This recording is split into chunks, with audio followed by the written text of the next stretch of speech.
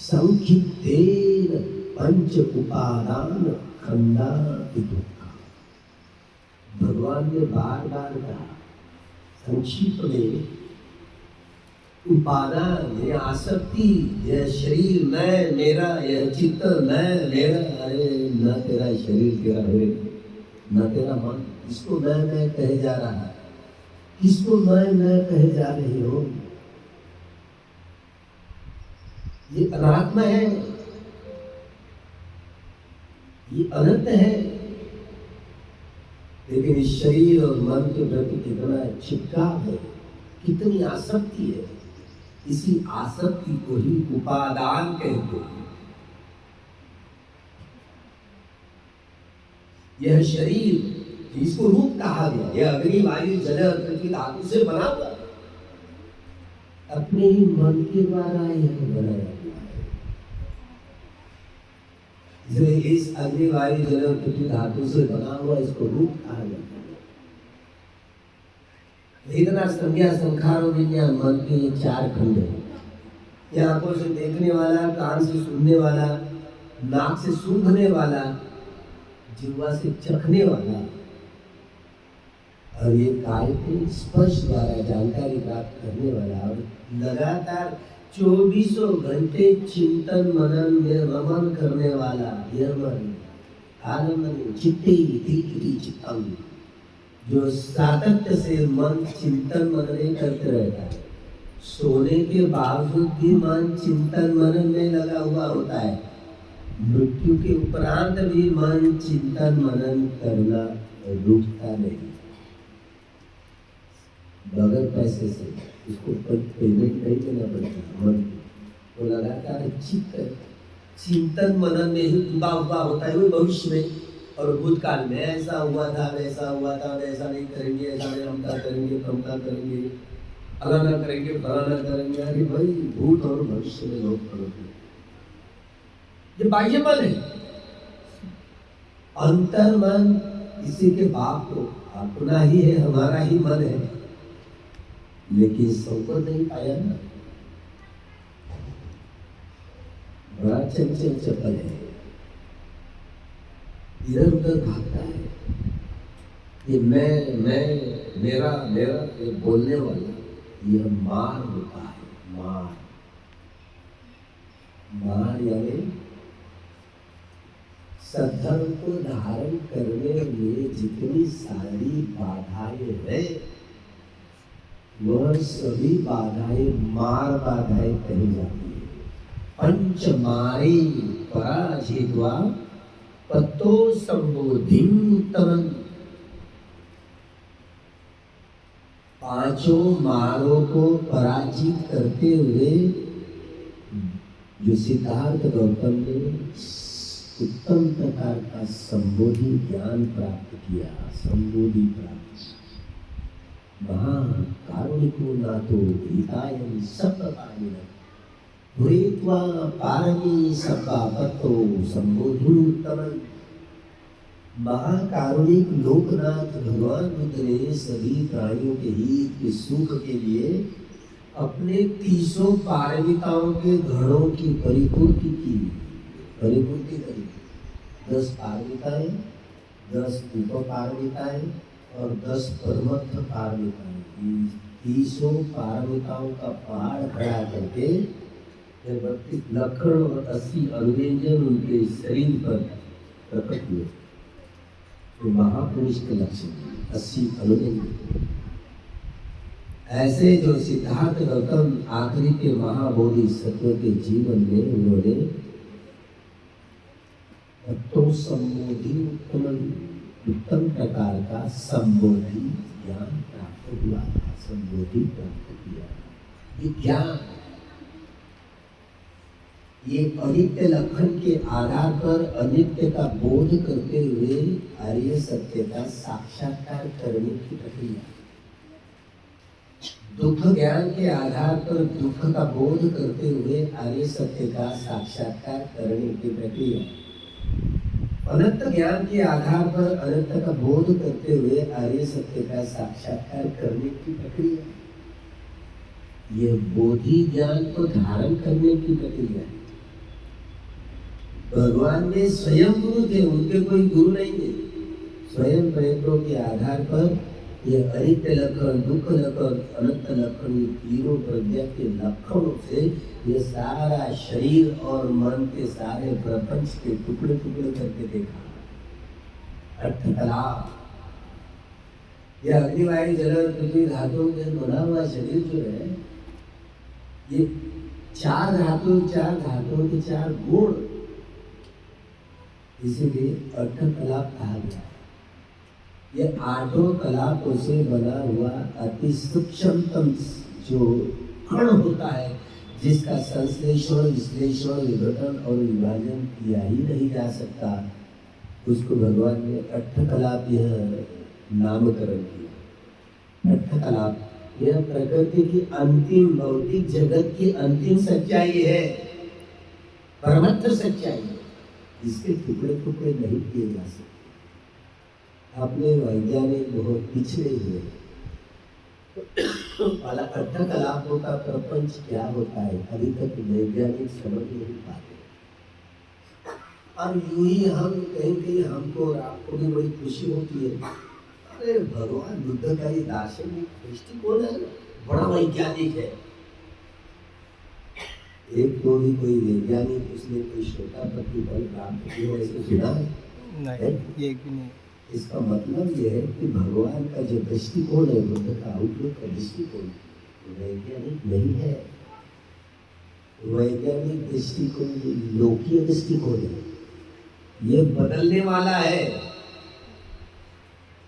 भगवान का संबोधि ज्ञान का दृष्टिकोण परिपूर्णम परिशुद्धि, परिपूर्ण तक, परिशुद्ध तक पहुंचाने के लिए ये मार्गक्रमण करता है। लोकीय सत्य से लोकोत्तर सत्य तक पहुंचाता है। ये प्रज्ञा के तीनों लक्षणों के आधार पर पहुंचाता है। अनित्य लक्षण, दुख लक्षण और प्रज्ञा का ये अनित्य लक्षण, ये संबोधि ज्ञान की दृष्टि है, बुद्ध की दृष्टि है।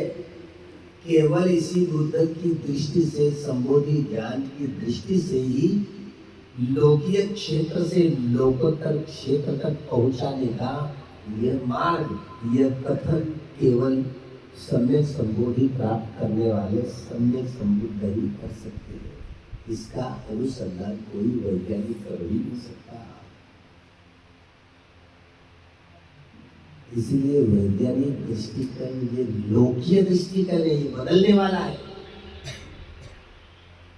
संबोधि ज्ञान का दृष्टिकोण ये बदलता नहीं है, परिपूर्ण परिशुद्ध। वैज्ञानिक लोगों का, वैज्ञानिकों का तर्क क्या होता है? परिपूर्ण और परिशुद्ध दुनिया में कुछ भी नहीं होता। उनको क्या पता है कि भगवान का सद्धर्म, भगवान का एक सद्धर्म का जो खंड है अपने आप में बड़ा परिपूर्ण और परिशुद्ध है, इसलिए जो तुम करने लायक उन्होंने कुछ भी हमारे तुम्हारे लिए रखा है। परिपूर्ण, इस परिपूर्णत्व की ओर पहुंचाने हेतु यह संबोधि का ज्ञान स्वयं प्रयत्नों के आधार पर अनुसंधान किया और उत्तम प्रकार की ये संबोधि प्राप्त की।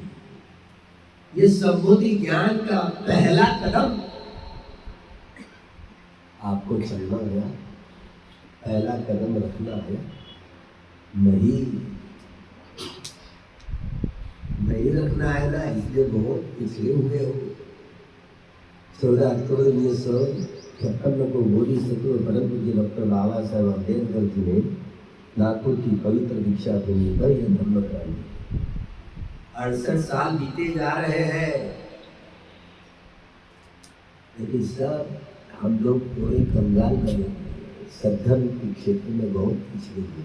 एक भी व्यक्ति ढूंढने से भी मिलता नहीं, कोई श्रोतापन है, ये सबरागामी है, अनागामी है, तो बहुत कमी बात। सद्धर्म को जब धारण ही करना नहीं आया तो कैसे भी परिप्रास कर सकते, वापस से प्राप्त कर सकते। सद्धर्म को धारण करने की प्रक्रिया से गुजरी ही नहीं, इतने पिछड़े हुए। काम उपादान, दृष्टि उपादान, शील पद उपादान,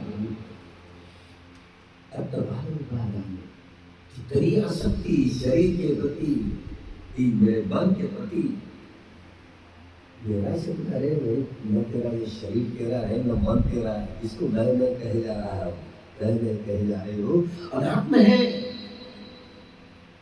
ये जो अग्नि वायु जल पृथ्वी धातुओं के अर्थक पदार्थों से बना हुआ ये शरीर, विपश्यना कर्मकांड के आधार पर इसको टुकड़े टुकड़े करके देखे तो सारा अर्थक पदार्थों का प्रपंच है। इसको मैं छोड़ूं, किस अग्नि वायु जल या पृथ्वी धातुओं के प्रधानता ली हुई कोई है, संवेदनाओं की जो प्रकट होती है वो भी उत्पाद होकर के तरंग तरंग तरंग अर्थक पदार्थों के तरंग में प्रकट होती, किसको मैं कहूँ, मेरा शरीर कहूँ,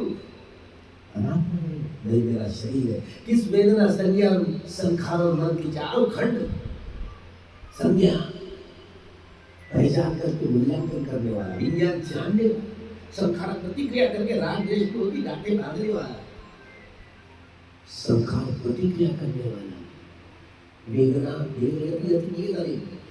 अनुभूति करने वाले मन का खंड यहाँ वेदना कहा गया। इसी तरह ये मन के चारों खंड उत्पाद होकर के नष्ट होते हैं, तरंगित किस वेदना संज्ञा संखार और मन दुनिया के तरंग को मैं कहूँ, मेरा शरीर कहूँ, मेरा मन कहूँ, इसमें कोई ईश्वर परमेश्वर अपना परमात्मा नाम की कोई चीज नहीं। अभी शब्द सुनने को मिलते हैं, काम उपादान, व्यक्ति उपादान, सीधा पद उपादान, बड़े बड़े बंधन है। ये कामाचे चित्त होता है, 54 प्रकार का चित्त, काम दुर्गति, काम सुगति। मुझे मेरा बहुत कामना भरा हुआ चित्त होता है, मुझे ये चाहिए, वो चाहिए, ये चाहिए, ये चाहिए। नाना प्रकार की काम तृष्णाएं, भव तृष्णा, विभव तृष्णाओं का पहाड़ खड़ा किया है। बाहरी शक्ति कोई जिम्मेदार नहीं है, हमने स्वयं प्रतिक्रिया करके ये सारी काम तृष्णाएं, भव तृष्णा, विभव तृष्णाओं का संग्रह हमने किया। कोई जिम्मेदार बाहरी शक्ति नहीं है, हमने स्वयं अपने चित्त के द्वारा प्रतिक्रिया करके हम दुख चक्र, भव चक्र, लोक चक्र निर्माण। कोई तोड़ने वाला नहीं आएगा। भगवान मैं केवल मार्ग दाता हूँ, मुक्ति दाता नहीं है। स्वयं को प्रयत्न करने पर मैं मेरा, जब विपश्यना कर्मकांड के आधार पर समस्या ज्ञान, हृदय ज्ञान, भंग ज्ञान, भय ज्ञान, आदिनव ज्ञान, लीला ज्ञान, निश्चित काम्यता ज्ञान, परिसंख्या ज्ञान, संख्यारोपेक्षा ज्ञान, निलम ज्ञान, सारी प्रक्रिया से गुजरेंगे।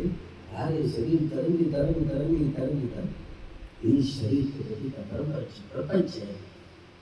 अलग अलग प्रकार की काम वासनाओं का जो संग्रह है, आपको लगता है कि बड़ा बच्चा बड़ा हो गया, शादी ब्याह कर लेते, चौपट करते सारी जिंदगी।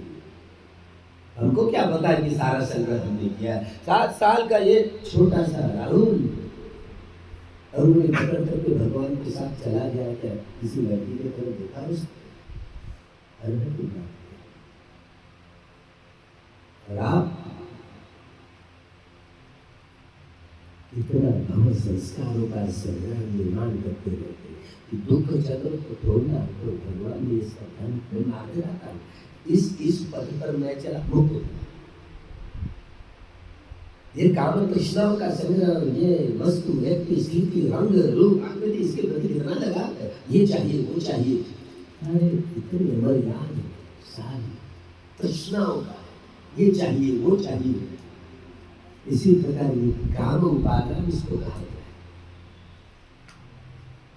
इसके टुकड़े टुकड़े कर दिए शरीर के और मन के प्रपंच विपश्यना कर्मकांड के आधार, तब ये शरीर के और मन के प्रति अनासक्ति का निपिंदते सभ्य संकारा अनित्यादि, सभ्य संकारा दुखादि, सभ्य धम्मा अनत्तादि अनाज्ञाय वसति अतुनिपिंदति दुःखे समग्रो सुखिया।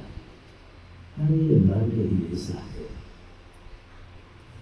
विभिन्न प्रकार की मिथ्या दृष्टियों की धारणा भगवान के समय में सिद्धार्थ गौतम के समय 62 प्रकार के, चाहे शास्त्रोक्तवादी हो या उच्छेदवादी, सारे प्रपंच मिथ्या धारणा रखते हैं।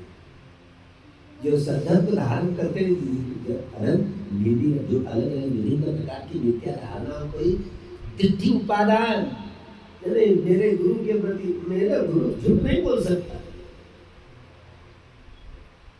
तो गुरु ने जो बताई बातों को उसके फॉलो करके अनुसरण करने की कोशिश करते इतनी आसक्ति, जितनी सारी शाश्वततावादी या उच्चवादी धारणाएं सभी 62 प्रकार की मिथ्या धारणा का प्रपंच है। ये सारी मिथ्या ये टूटेगी। सम्मादिति यह पहला कदम है संबोधि ज्ञान का। सम्मादिति है योग्य दृष्टि, वैज्ञानिक दृष्टि, सत्य दृष्टि, विवेक दृष्टि, नाना प्रकार के शब्दों का इस्तेमाल करते हैं। दुख यान भगवान ने व्याख्या की है। दुख यान, दुख समुदय यान, दुख निरोध यान, दुख निरोध रामिनी प्रतिपदा यानंती उच्चति विरिक्तवे सम्मादिति। क्यों? दुख समुदय, दुख निरोध और दुख निरोध रामिनी प्रतिपदा चारों सत्य का ज्ञान करते करते काया वाचा मन के द्वारा कर्म करना, इसको कहते हैं सम्मादिति। सती संपजन्य नरेंद्रजी, क्या आपने सती प्रदान शिविर किया है? किन किन लोगों ने सती प्रदान शिविर किया है? आप पूछे तो पता लग जाएगा। सती प्रदान बड़े गवाह है, क्या करें? विपश्यना झाली बनती है एक नहीं सती प्रदान, उसमें ये बातें आती है। असीते पीते खाइते साइते संपजानकारी गते ठिते सुते जागरते संपजानकारी संगानि पत्त जीवन धारणे संपजानकारी। कोई व्यक्ति गृहिया कर्म करता है काया वाचे मन के द्वारा, एक क्षण भी ऐसे बेहोशी में नहीं जाता। चलते फिरते खाते पीते जीते सोते जो भी कर्म कर रहे हो सती संपजन्य अमल कर। इसी को कहते हैं सम्मादिति। ये पहला कदम है संबोधि ज्ञान का। तब ये विशुद्धि का मार्ग है। शुद्धशील, परिशुद्धशील, विशुद्धशील, शुद्ध समाधि, परिशुद्ध समाधि, समझ रहे हैं? परिशुद्ध समाधि, शुद्ध प्रज्ञा, परिशुद्ध प्रज्ञा, विशुद्ध प्रज्ञा, तीनों प्रकार से एक एक शील समाधि और प्रज्ञा शुद्धि की प्रक्रिया से गुजरेंगे। समय हो गया। ये सारे अरे शील के बाद ये आगे बड़ा शील काय से शील के प्रति अहंकार जगाएंगे तो अहंकार के लिए शील समाधि के लिए समाधि प्रज्ञा के लिए प्रज्ञा निरोध तक पहुंचाने के लिए होती है। अहंकार जगाने के लिए नहीं है। ये उपादान होता है, ये गलत बात है। इसलिए क्रमशः समझे जिसको मैं मेरा नहीं कहा मेरा मन समझ रहे, इसके टुकड़े टुकड़े करके देखें तो समझ जाएंगे कि ये शरीर मेरा ही है, किसको मैं करूँ। इसी के प्रति मन के प्रति आसक्ति हो जाती है। शील पुष्ट होने को ही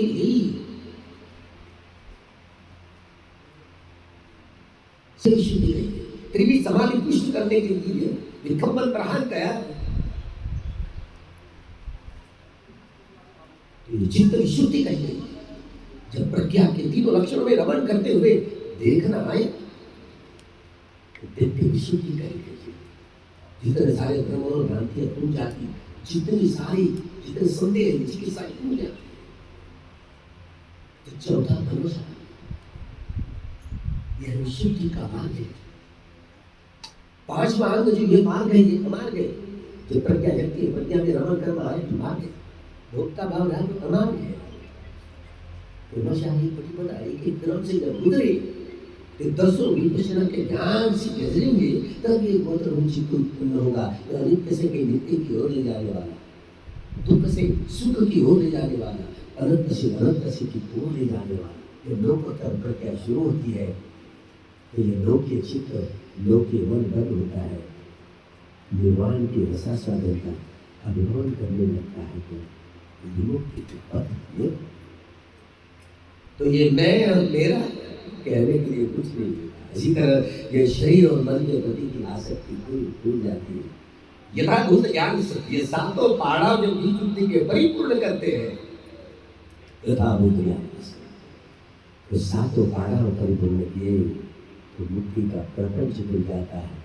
निर्वाण के रस का आस्वादन करने की अनुभूति प्राप्त करे। बुद्ध शासन में खूब प्रतिष्ठित हो। आपके दानादि कर्म के आधार पर आपको आपके जीवन में कल्याण मित्र मिले। मार्गदर्शक मिले और मुक्ति के शाश्वत प्रवेश करें। खूब मंगल हो। साधु भवतु सत्वमंगलम, साधु भवतु सत्वमंगलम, भवतु सत्वमंगलम। साधु साधु साधु।